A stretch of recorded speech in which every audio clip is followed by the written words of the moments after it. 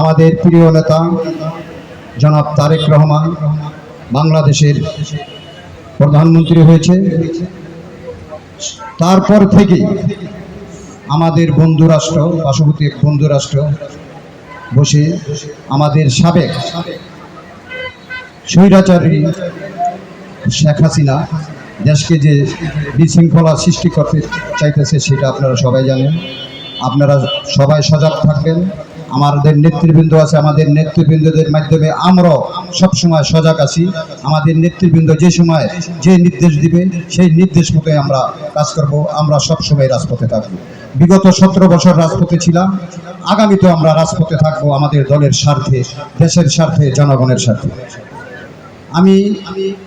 আমাদের সবাই ভুলে গেছে, আমি কুতুব ইউনিয়নের চেয়ারম্যান সাহেবকে বলবো, আমি ফতুল্লা থানা বিএনপির সভাপতিকে বলবো, ফতুল্লা থানা বিএনপির সাধারণ সম্পাদক বাড়ি ভাই এবং আমাদের সাংগঠনিক সম্পাদক রিয়াদ মোহাম্মদ চৌধুরী মাধ্যমে আমি আমার প্রধান অতিথিকে বলবো, সবাই যে রাস্তাটির কথা ভুলে গেছে, এই রাস্তাটি ভাই অনেক জরুরি।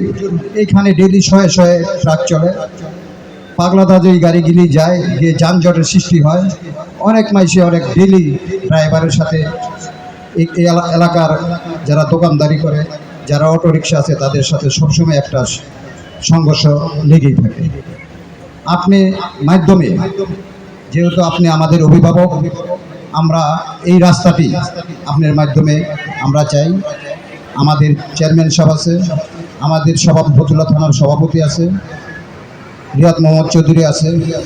আমরা আমাদের প্রাণের দাবি, আমরা এই যে তালতলা হতে রেললাইন যে রাস্তাটি আরসিসি ঢালাই করে যদি আপনি একটু আমাদের সহযোগিতা করেন, আপনি যেহেতু আছেন একটি পর্যায়ে, আপনি চেষ্টা করলে অবশ্যই পারবেন।